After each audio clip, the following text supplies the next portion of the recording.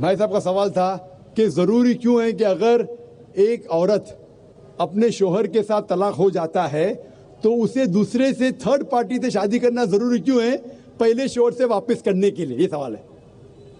سوال ابھی دوہرا ہے، جواب دے رہا ہوں میں. یہ لوگوں کو غلط فہمی ہے کہ اگر میاں بیوی کا طلاق ہوتا ہے اور اگر وہ پھر سے شادی کرنا چاہتے ہیں، یہ غلط فہمی ہے لوگوں کی کہ اس کو تیسرے سے شادی کرنا فرض ہے.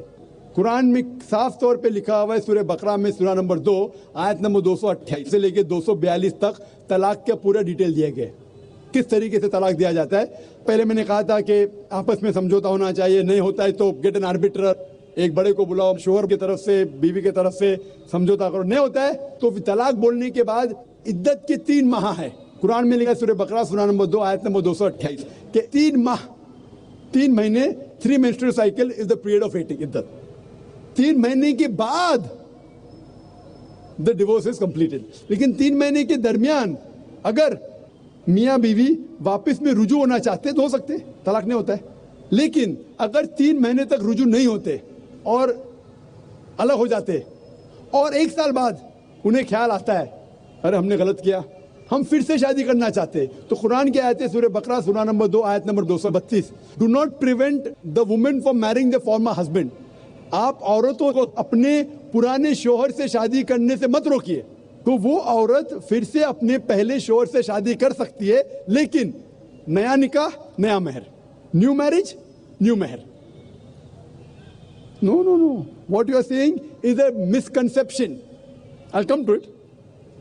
لوگ سمجھتے حلالہ کی ضرورت ہے. حلالہ جیسی کوئی چیز قرآن میں ہے نہیں، میں اس کے اوپر آؤں گا.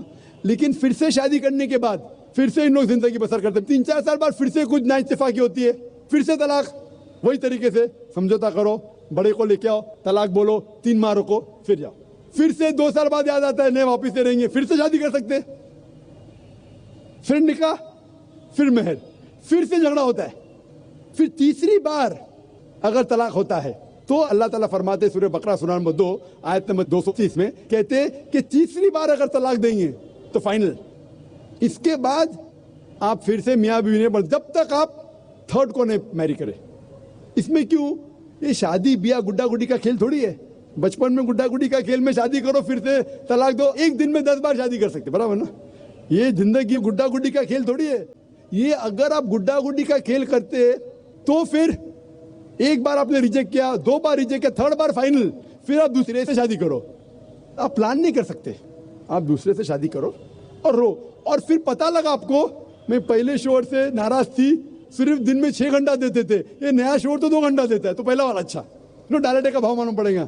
میری ماں مجھ سے کہتی تھی مارکیٹ جائیں گے تو ڈال آٹے کا بھاؤ، دال اور آٹے کا بھاؤ. آپ سمجھے نا؟ تو ہو سکتا ہے کیا معلوم پڑا میں میرے شوہر سے جھگڑا کرتی تھی، وہ بیوی کہیں گی، معلوم پڑا کہ نیا شوہر تو پرانے والے سے بدتر ہے.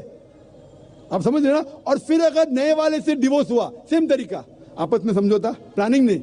اگر پلاننگ کریں گے کہ ایک رات تمہارے ساتھ سوؤں گا اور پھر طلاق دینا، یہ حرام ہے. آپ سمجھ رہے نا؟ یہ کچھ لوگ کرتے ہیں، میں جانتا ہوں مسلم معاشرے میں وہ حرام کرتے. پلاننگ کرنا، تمہارا شوہر بنوں گا، ایک رات بعد طلاق دوں گا، پھر تم شوہر شادی کرنا، یہ حرام ہے. کچھ لوگ کرتے ہیں، غلط کرتے، قرآن میں ایسا نہیں لکھتے. تو اگر تیسری بار طلاق کے بعد یا پہلی طلاق کے بعد بھی پہلے بار طلاق دیے، دوسرے سے شادی کیے، پھر پتہ لگا صحیح نہیں تو واپس جا سکتے. آپ سمجھے نا؟ تو یہ جو ہے ضروری ہے تھرڈ پارٹی کے پاس جانا اگر 3 بار صحیح طریقے سے طلاق ہو تو اسلام میں اتنی چھوٹ ہے ماشاءاللہ، اور اتنا صحیح مذہب ہے. It's the most practical way of life.